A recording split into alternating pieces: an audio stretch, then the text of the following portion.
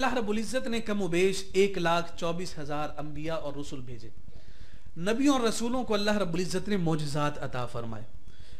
اور ان معجزات کا سبب کیا ہے, ان معجزات کی وجہ کیا ہے, ان معجزات کے صدور کا جو ریزن ہے وہ کیا ہے؟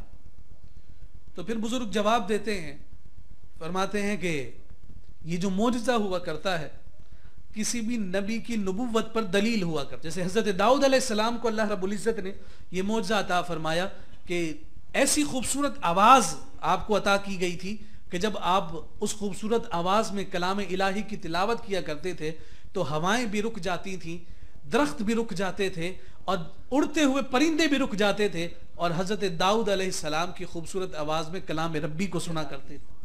حضرت عیسیٰ علیہ نبینا علیہ الصلوۃ والسلام ہیں جو کوڑ کے مرض کے مریض جو ہیں ان کو شفا یاب کرتے ہیں, اپنے دست کرم پھیرتے ہیں, انہیں شفا مل جاتی ہے.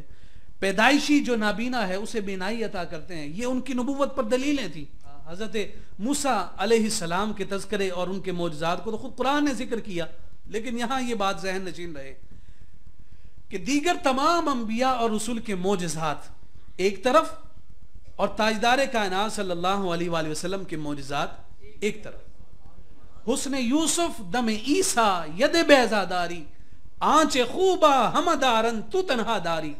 جتنے معجزات تمام نبیوں اور رسولوں کی صفات اور ان کی ذات میں جدا جدا نظر آتے ہیں, وہ سارے کے سارے معجزات ایک محمد مصطفیٰ کی ذات میں نظر آتے ہیں. یہاں پر پھر یہ بات بھی ذہن نشین رہے کہ جتنے بھی نبیوں اور رسولوں کو معجزات عطا کیے گئے, نبیوں اور رسولوں کے معجزات جزوی تھے, حصی تھے اور تعداد میں آنے والے تھے.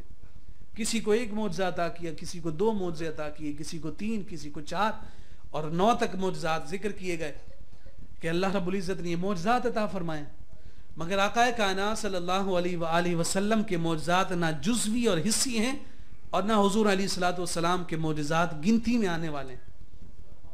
نہ جزوی, نہ حصی اور نہ ہی گنتی میں آنے والے.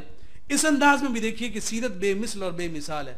یعنی کائنات میں جتنے بھی طبقات اللہ رب العزت نے بنائے ہیں, جتنے بھی مکاتب فکر پیدا کیے ہیں, یا جتنے بھی مختلف جو ہے سلیبس کے ساتھ انسانیت کو مراتب اور عرفہ مقامات عطا کیے ہیں, ان سب میں نبیوں اور رسولوں کو سب سے اونچا طبقہ عطا کیا, اور پھر ان نبیوں اور رسولوں میں اولو العزم انبیاء کو طبقہ عطا کیا, اور پھر ان اولو العزم میں محمد مصطفیٰ کو سب سے بڑا مقام اور رتبہ عطا کیا. تو اب کوئی اگر اس دور میں اٹھ کر یہ کہہ دے کہ حضور ہمارے جیسے ہیں, ہم ان سے یہ کہتے ہیں کہ یہ تو اس اونچے طبقے پر معمور ان نبیوں اور رسولوں نے بھی مصطفیٰ کو اپنے جیسا نہیں کہا, اور ہم تو سر تپا گناہوں میں لوتھڑے ہوئے کس زبان سے مصطفیٰ کو اپنے جیسا کہتے ہیں. حضور کی صورت بھی بے مثال ہے اور حضور کی سیرت بھی بے مثال ہے. تو یہ جو معجزات ہیں یہ نبوت پر دلیل بن کر آتے ہیں. اب جب یہ نبوت پر دلیل ہیں, آپ جانتے ہیں کہ تاجدار کائنات صلی اللہ علیہ وآلہ وسلم نے بھی پہاڑی پر کھڑے ہو کر کفار مکہ کو اپنی جانب بلایا تھا کہ خاص بات کرنی ہے. جب سارے جمع ہو گئے تو آقا کائنات صلی اللہ علیہ وآلہ وسلم نے ارشاد فرمایا کہ اگر میں تم سے یہ کہوں کہ اس پہاڑ کے پیچھے سے ایک لشکر تم پر حملہ آور ہونے والا ہے, کیا تم مان لو گے؟ تو سب نے بیک زبان کہا کہ ہاں ہم مان لیں گے. حضور نے پوچھا کیوں مان لو گے؟ تو جواب دیا کہ اتنا عرصہ تو گزارا ہے آپ نے کبھی جھوٹ بولا نہیں, تو آپ نے کبھی جب جھوٹ نہیں بولا تو اب جو بولیں گے تو وہ بھی سچ ہی ہوگا, تو اس لیے ہم آنکھیں بند کر کے مان لیں گے. تو تاجدار کائنات صلی اللہ علیہ وآلہ وسلم نے ارشاد فرمایا کہ جیسے تم میری اس بات کو مان رہے ہو تو لوگوں سنو, اللہ رب العزت نے مجھے نبوت اور رسالت عطا کی ہے, میں دین اسلام لے کر آیا ہوں, تمہیں اللہ کی وحدانیت کی جانب بلاتا ہوں, تم رب کی توحید کو قبول کر لو. اب یہ دعویٰ تھا نا, کہا کہ اللہ رب العزت نے مجھے نبوت عطا کی, یہ دعویٰ تھا. اب پرانا ریت اور طریقہ تھا کہ کوئی بھی نبی اور رسول اگر دعویٰ کرتا تھا تو اس پر دلیل مانگی جاتی تھی. تو آپ جانتے ہیں کہ کفار مکہ میں بھی بڑے بڑے فصحاء بلغاء لوگ موجود تھے, صاحبان ادب لوگ موجود تھے, اور پڑھے لکھے لوگوں میں بھی بہت بڑے بڑے نام آپ کو نظر آتے ہیں جو زمانہ جاہلیت میں بھی اپنے علم اور عمل کی وجہ سے جانے پہچانے جاتے تھے. تو انہوں نے بھی سیرت پڑھی ہوگی, تو فوراً انہوں نے اس بات کا اعلان کیا اور اس بات کا مطالبہ کیا کہ اگر آپ سچے نبی ہیں تو آپ پھر جواب دے دیجئے کوئی نبوت پر دلیل کے طور پر کوئی معجزہ دکھا دیجئے، ہم مان لیں گے۔ یقین جانیے کہ وہ مقام اور وہ وقت ایسا تھا کہ جب حق اور باطل کے درمیان فرق ہونا ہے، جب انہیں دعوے پر دلیل دی جانی ہے، ان کے مطالبے کو مکمل کرنا ہے، کہا جا رہا ہے کہ کوئی معجزہ دکھا دیجئے تو ہم آپ کی نبوت پر ایمان لے آئیں گے۔ حضور علیہ السلام چاہتے تو وہیں کھڑے کھڑے چاند کے 2 ٹکڑے کر کے انہیں بیان کر دیتے، یہ دیکھو یہ میرا معجزہ ہے۔ حضور اسی مجمع میں کسی بیمار کو جانب پھونک کر کہہ سکتے تھے کہ یہ دیکھو میں نے پھونک ماری ہے، یہ شفایاب ہو گیا، یہ معجزہ ہے۔ حضور علیہ السلام کسی درخت کو حکم کر کے اس سے اپنے قدموں میں سجدہ کروا کر اعلان کروا سکتے تھے کہ یہ میری نبوت پر دلیل ہے۔